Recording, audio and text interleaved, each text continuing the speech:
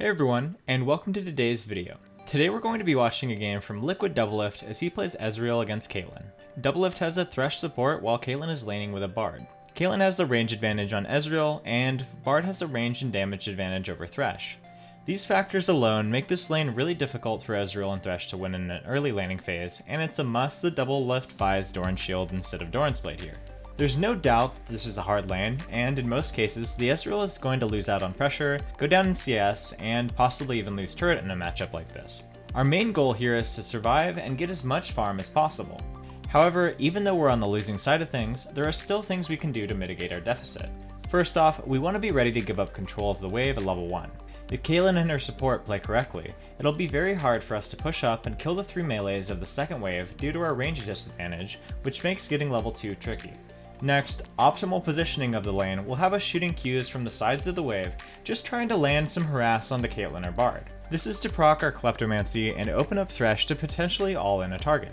And if Thresh does land a hook, we want to judge whether or not we should jump in. We have the mobility advantage in this lane, but if we ever E forward, we just want to make sure that we're getting the kill. Lastly, whenever you're in a matchup against 2 ranged champions, just go Doran's Shield. It's safe, it gets you through lane, and overall, it's way more forgiving than Blade. With that all said, let's hop in. Starting off, Ezreal and Thresh ward the enemy jungle. This is an interesting idea, but it's one that we don't see very often. The idea here is to ward for the enemy bot lane's leash and harass them while they're trying to help kill the red buff. As they head back into lane, it's clear that the leash isn't happening from blue side, and they're now in a bit of an unfortunate position. While we're okay with giving up lane control, we didn't really want to give it up for free. However, that's just what happens when you try to play the numbers and invade like this and it just doesn't pan out. That said, going for a strategy like this in lower elo, where junglers usually start on the bot side more often, is something you should definitely keep in mind for your own games, since you'll be able to chunk out your lane opponents and tilt them before the lane even starts. Immediately when Doublelift gets into lane, he's able to get a Q onto Bard. This was kind of laziness from Bard, but keep an eye on how DL is positioning to consistently land his Qs. Whenever a Q from Thresh lands, any skill shots you have are free to land, so Doublelift gets another easy Q onto Bard. They're able to get a ton of damage and force Bard's flash from the ignite from Thresh, and that's an excellent trade. Doublelift didn't continue chasing for 2 reasons though. First, Caitlyn is getting hits on him already, which he wants to avoid, and second, these 3 casters would also start to hit him as well. Even though they were able to burn Bard's flash, Doublelift is still respecting the Caitlyn range and letting it push into him. This is a situation where you don't want to completely change your game plan just because you had an unexpected advantage occur. In this case, he just wants to continue farming and enjoy a little bit less pressure from Bard for the meantime. As he moves up to hit these casters, look at how he moves up just a little bit more to try and hit a Q. This is a small skill shot related thing, and he doesn't actually hit the Q here, but it's still an important thing for Ezreal specifically. Most people know how to back up and try to dodge, but most players won't back up far enough, and you can catch them out by moving just a few spaces more than they're expecting you to. As we watch the back and forth here, Bard and Caitlyn get the level advantage. While we've done a lot of videos where we recommend to freeze along this path right in front of the turret, this matchup doesn't really allow you to freeze at this point. If Ezreal and Thresh try to freeze the wave here, then Caitlyn and Bard will just harass them harder and push the wave into the turret anyways. By setting up the minions to be last hit under turret, the best he can and then backing off, he saves the health he would have lost by trying to freeze. If you're wondering about what matchups you can't freeze in, generally they're going to be the matchups where both you and your support have range disadvantages. As he's clearing these minions, he's staying as far back as possible. Remember, our biggest goals here are to stay high health and to get farm. If we're staying close to even to the farm with Caitlyn, as Ezreal, our Kleptomancy will give us a nice gold lead and we'll hit our 2-item Manamune Gauntlet Power Spike later on in the game. Another thing to keep in mind when you're being pressured under turret is that they'll try to harass you when you go for the casters, since the melees are usually harder to punish on. Try to minimize this by killing what you can with spells and then dodging side to side to make it harder for them to get a good spot to harass you on, like Doublelift is doing here. As the cannon wave gets pushed in, we're seeing the same solid play from Doublelift. He's staying as far back as possible, and he's focused on hitting his CS perfectly. As he kills these last 2 casters, he's already up 4 CS over the enemy Caitlyn.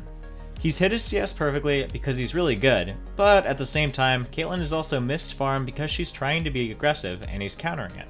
A lot of the time, you can get leads purely based on passive play when you're against over-aggressive opponents. Since most of the time, even some of the best players on solo queue struggle with hitting all of their farm while weaving in harass. We're about to see the other benefit of playing so passively. Because Ezreal is full health, he can easily follow up on this gank without any worries.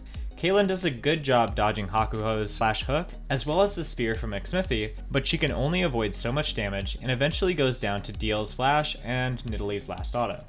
Aurelion Sol ends up flying in here, and they're able to clean up Bard as well. The second kill was due to a great roam from A-Sol, but the fight overall was made possible by Ezreal and Thresh playing passively and Caitlyn being pushed up without vision. Often, your solo queue opponents will have pockets of time where they have gaps in their vision, and those are the moments where you'll be able to switch on the aggression with a gank from your jungler. As he resets, Doublelift has bought Tyr and Cole to Caitlyn's Cole. He's set up for an amazing mid game, where his Tyr and his Cole will finish right around the same time that he's 1.5 items. As he heads back into the lane, the wave is on Caitlyn and Bard's side of the lane. While it may be a knee-jerk reaction to run right up and start hitting the wave and harassing with your newfound lead, the optimal play here is to get vision with your support and set up a perimeter so that you don't get punished the same way that Caitlyn did. Warding like this is a bit lazy from Doublelift, but as an LCS player, he has strong map awareness and will always have a general idea about where the enemy jungler is. If you find yourself in a similar situation, we would recommend placing a ward in the enemy tri-brush and having your support ward in the front of the dragon pit so that you're covered from multiple angles. The lack of vision isn't too much of a problem though, since the wave is pushing back towards Doublelift anyways. Even though he has a lead here, he doesn't need to change up his game plan. By farming up perfectly and clearing minions fast enough that his turret stays alive, he's already doing enough. Besides, with a Tyr and a Cole buy, he didn't add up much in terms of offensive stats, and will instead be looking to build up more gold and pot shots from his Qs.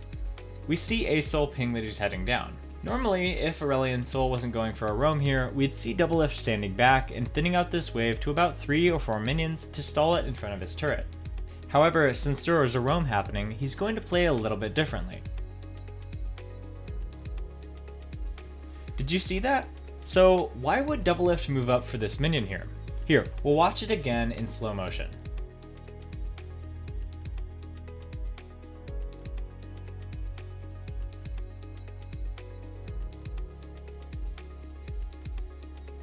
So the reason he's going up for this caster minion, despite knowing that he'll get punished, is that he wants to buy time for A-Sol by baiting one of the enemy bot laners into committing to a fight. Because neither of them have summoners, if he can draw either of them out, then the roam will work out in his team's favor. The fact is, he knows that Bard is a good enough player to punish him for going too far up in range of the caster, and that's why he stepped forward to auto it in the first place. This is actually a brilliant bait that's playing on the tendencies of his opponents without giving up his true intentions. From the Bard and Caitlyn's point of view, it's pretty easy to justify that Doublelift could be making a small mistake by moving up.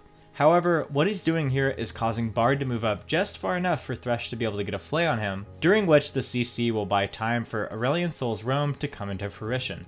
Even though what he did to harass Ezreal was a strong move in most situations and would work against nearly all players, Bard now looks silly because Doublelift had a counter planned. After killing Bard, Thresh is left to roam and Doublelift pushes in the wave, playing carefully after Bard returns to lane. At just over 5.5 minutes into the game, Doublelift is now over 1,000 gold up. He goes on to win the game in just under 20 minutes, but that's not really the focus here. Whether or not he ends up winning the game, he played the early game perfectly to a T by doing a few things. When their strategy didn't pan out at level 1, Doublelift gave control of the wave up and let it push to him. He farmed the first 3 waves perfectly and got some pot shots onto Bard along the way. He continued to play defensively until a gank came in from Nidalee, where they burned both of Caitlyn's summoners and ended up taking her down. Even though he was up in gold and XP, he still had a range disadvantage. In addition, picking up a Tyr and Cole really helped his scaling, but didn't add too much to his offensive stats. Because of this, he continued to play defensively until he received a return gank and roam from A-Sol. Here he perfectly baited out the enemy Bard, relying on a tendency we regularly teach, punishing on the last hit. When you try to harass your opponent on the last hit, if it seems too good to be true, well, that's it for this one. Thanks so much for watching, and we'll see you next time.